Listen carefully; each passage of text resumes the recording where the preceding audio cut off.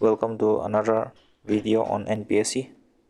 So this is lesson number 8 up to lesson number 7 Guruja. The previous video was on e-governance, and today I'll be completing another topic which is very relevant for your Npsc mains GS2 important for 126 marks on public administration. So the topic today is called good governance. So first of all, definition to January. What are the possible questions to come for exam? Good governance, tala definition huwa, tala history lo purwa, iti tala elements lo paje of good governance, aro India la initiatives ki je, Indian initiatives. So first definition to purwa good governance la. And what question you expect is this. What can you expect? Question though, what is good governance?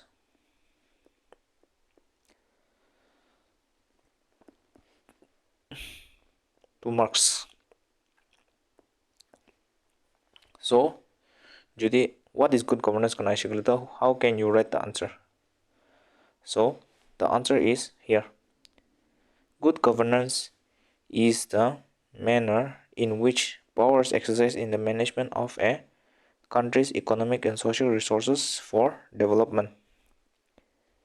First of all, governance though, the new meaning to governance though, it is a process of decision making and the process in which decisions are implemented or not implemented.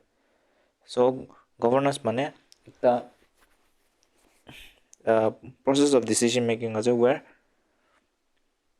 decisions are implemented. For example, Nagaland government. So Nagaland government for example, they are implementing some laws, that is, for example, Sarfasi Act. So Sarfasi Act to Nagaland they implement gurje. So this is a form of good governance because idu manon karne be helpful ase. So what is good governance kona aishikule to good governance to mon kina govern gure hole good to ekta word as a bad governance page, that is means balba laws can implement over or good governance. So good governance means something related to doing something pleasant. So definition to kina good governance to jidi 2 marks kana good governance is the use of resources, economic and social resources for development. Inga liko paro. Or you can write in short that good governance is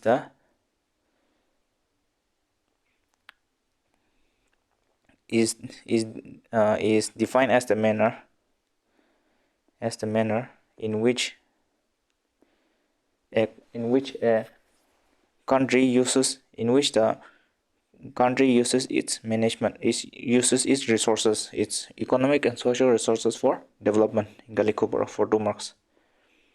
So যদি 2 marks good governance is defined as the manner in which a country uses its economic and social resources for development. So you can write this for 2 marks. I think good governance is done. Now history diki na ashikule to ito World Bank kamba shuru korche. That is 1992 the actor report dije governance and development, in which the World Bank set out its definition of good governance. So tamba goshiki the manner, it is a manner in which powers exercised in the management of a country's economic and social resources for development. Artala atta characteristics we will be explaining each and every detail, and tala it assures that corruption is minimized, the view of minorities are taken into account, and the voices of the most vulnerable in society are heard in decision making. So we'll be explaining this. So ye deba ki ashikule to what I want to emphasize is what is good governance. For example, question Aisha. So Judy, what is good governance Aisha and who started this? Good governance is the manner in which a country uses its economic and social resources for development. And the good governance has its roots means in the 1992 World Bank report, that is governance and development. So I hope the definition is complete. Now good governance la under the key principles ase. So it consists of 8 principles. 8 principles ase, we'll be studying each and every one. First is participatory, that is participation. Good governance. For example, let's take an example of Nagaland. Participation means the people should participate in the democratic process. That is, for example, Nagaland the election data, so everyone should take part in elections. So this is a form of good governance. And kali manonina kali motakanina maiki can be vulnerable sections of society, like those people who are left out, backward classes, for example the BD tribes, and minorities like the Sikh, the Christian,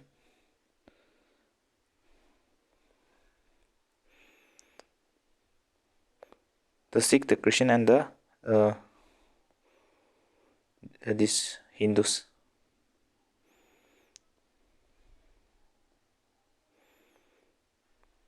So this will include the men, women, and vulnerable sections of the society. And participation should also imply freedom of association and expression. So Nagaland the election that everyone should participate in the election, and not only men, women, or vulnerable sections of society, backward classes, and minorities. Rule of law. Next participation to first element as a second the rule of law. Rule of law implies that nobody is above the law. Couldn't be law above me.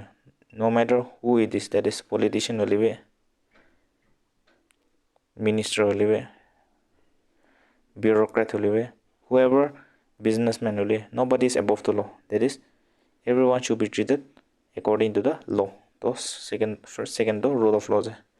Consensus oriented means the lawmaking should be treated through consensus in the sense, like for example,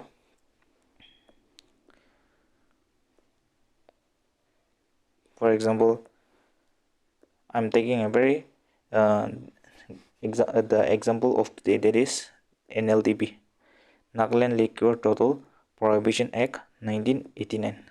So suppose ito mutukange ban korise ito. So if we look at today's situation, NLDP is not much effective.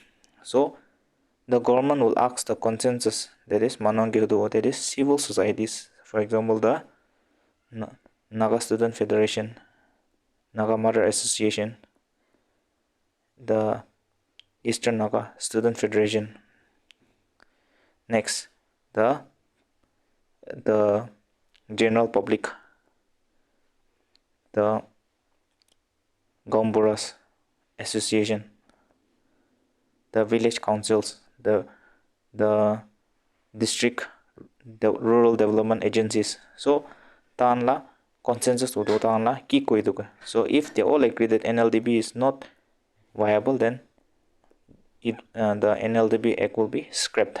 So This is known as consensus oriented, means sob manala voice to consider gray that if everyone does not achieve, that even if everyone does not achieve what they want to the fullest, a common minimum can be achieved where everyone will not be detrimental to anyone.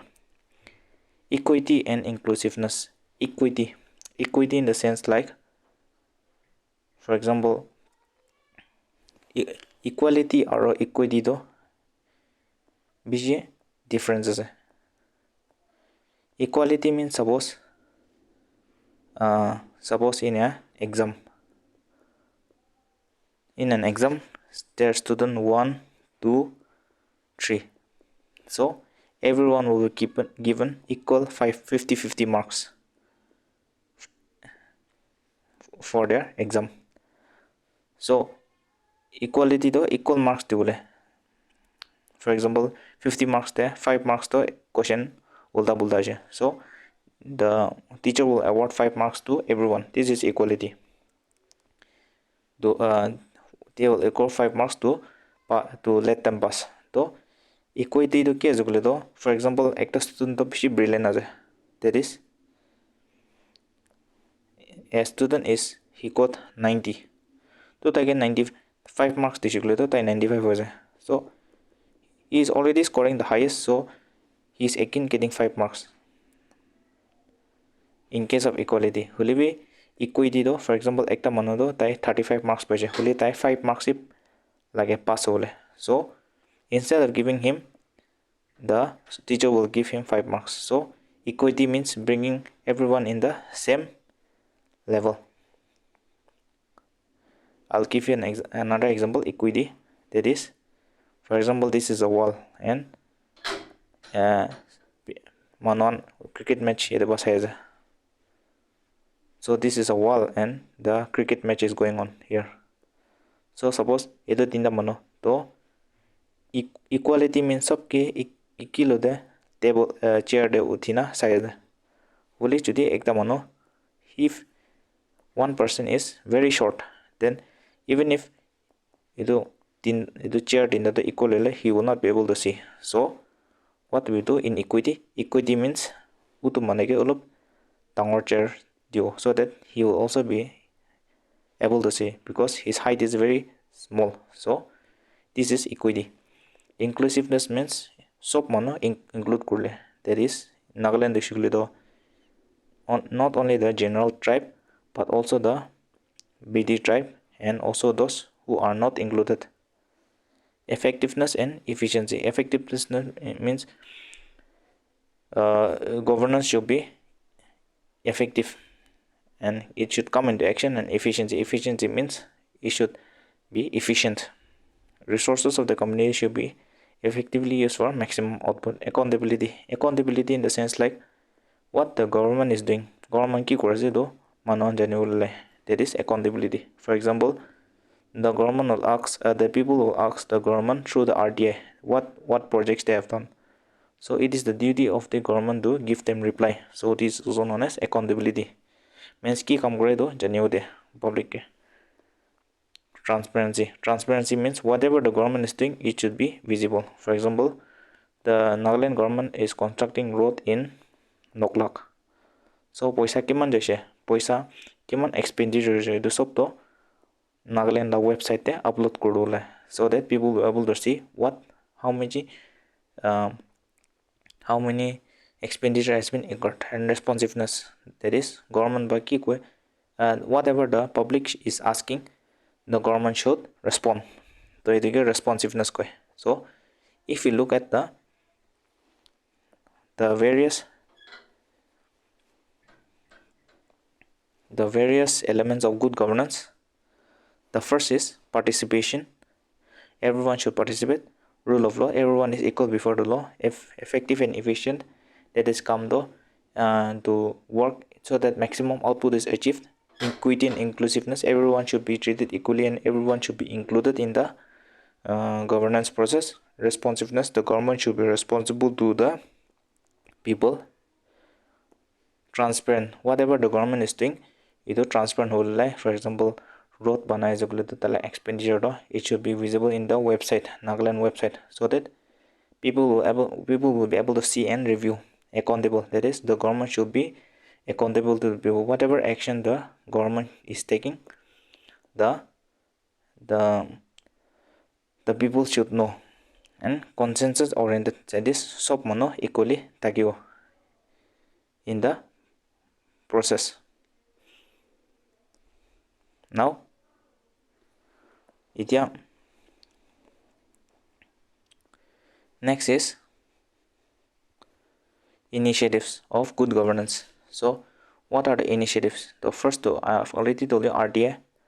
RTA was started in 2005 as a party to the International Convention of Civil and Political Rights. India, under the international obligation, has guaranteed the right to information under Article 19 of the ICCPR. RTA do iduwa greater access to citizen information, which in turn improves the responsiveness of the government. It was a e-governance. I have already told you that e-governance, the use of information and communication technology in governance. It was a next legal reforms. Legal reforms means the central government has scrapped nearly 1,500 obsolete rules and laws with aim to bring about transparency and improve efficiency or reform criminal justice. Ease of doing business though balwak rule for improving business condition, including the legislation meant to provide the country's business environment, such as bankruptcy code, GST, the 101 constitutional amendment of 2016 ba talisha, and anti-money laundering law. Our Make in India initiative p idu good governance la under the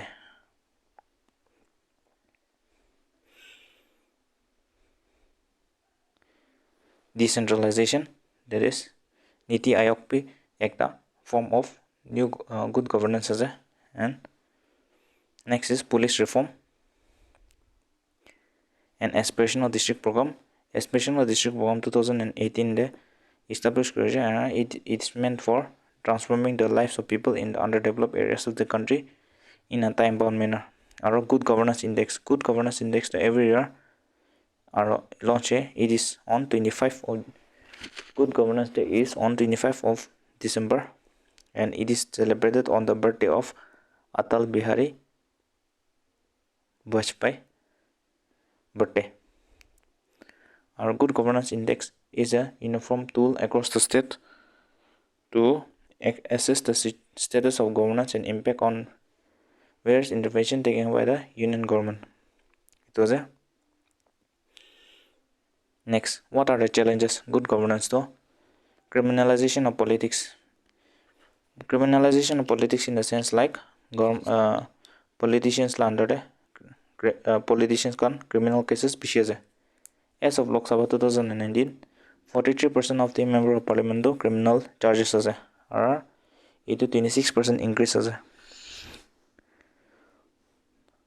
So the reform is that it is necessary to amend the Section 8 of the Representation People Act to disqualify a person against whom criminal charges have been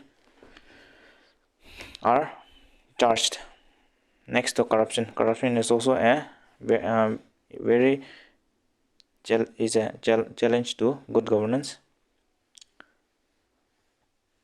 According to Corruption Perception Index, India ranked to sleep from 70 to 80. Gender disparity. Gender disparity means male is given preference over female in all the government institutions. And growing incidents of violence means there are so much violence, delay in justice though due to overloading of cases in court, there is delay in justice. And centralization of administration system, that is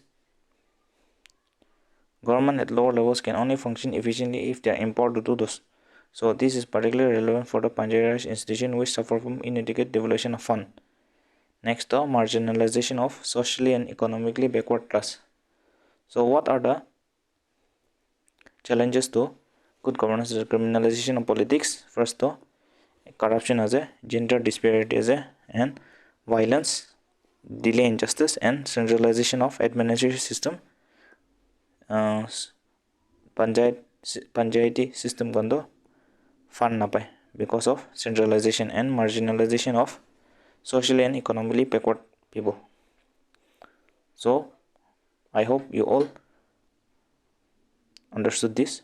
So for example, if the question comes, what is good governance?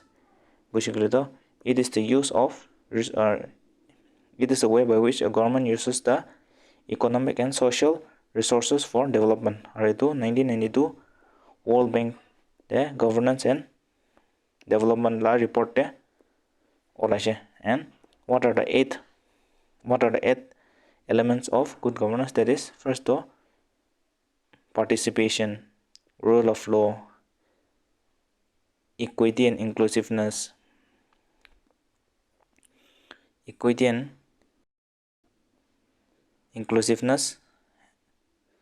consensus oriented, efficient, accountability, transparency, and responsiveness. Aro kiki initiative tiki azukle the RTA ase, Niti Aayog ase, e-governance ase, etc. And what are the challenges to corruption ase, and criminalization of politics ase, aro violence ase, and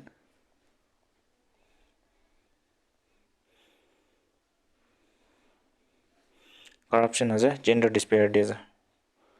So with this, the good governance has completed. I'll be continuing the class, and if you want to get free classes, then I have provided in the link Telegram channel. You can join for free Npsc mains classes. So with this, the video has come to an end. I hope you all understood something, and I'll be catching you up in the next video. So thank you for watching and have a great time.